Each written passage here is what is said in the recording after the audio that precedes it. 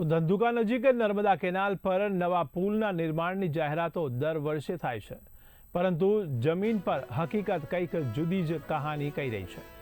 તો વિકાસના વાયદાઓ વચ્ચે હકીકતમાં એક પણ ઈંટ મુકાઈ નથી।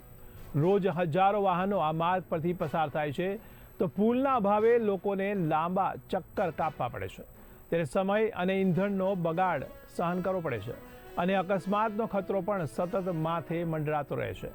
ત્યારે ફાઇલોમાં પ્રસ્તાવ, મિટિંગોમાં ચર્ચા, ટેન્ડર પ્રક્રિયા ચાલુ જ રહે છે, પરંતુ મેદાનમાં કામ શૂન્ય છે।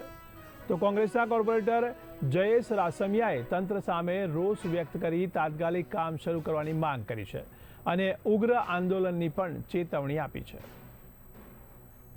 સાથીઓ, હું રાસમિયા જયેશ કુમાર, કોર્પોરેટર ધંધુકા નગરપાલિકા, ભારતીય રાષ્ટ્રીય કોંગ્રેસ।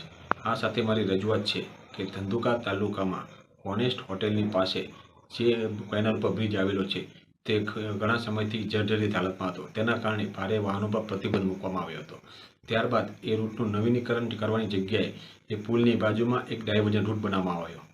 એ રૂટ ગંભીર અકસ્માતનું કારણ બની શકે છે, જેના કારણે કોઈ વ્યક્તિનું મૃત્યુ પણ થઈ શકે છે, પણ આ બાબતે આજ દિન સુધી ધંધુકાના ધારાસભ્ય કાળુભાઈ ડાભી અને ઉચ્ચ કક્ષાના અધિકારી દ્વારા કોઈ પણ કામગીરી કરવામાં આવી નથી। જો દિન 30માં આ બાબતે કોઈ કાર્યવાહી કરવામાં નહીં આવે તો ધંધુકા ભારતીય કોંગ્રેસ દ્વારા જન આંદોલન કરવામાં આવશે, જેની નોંધ લેશું।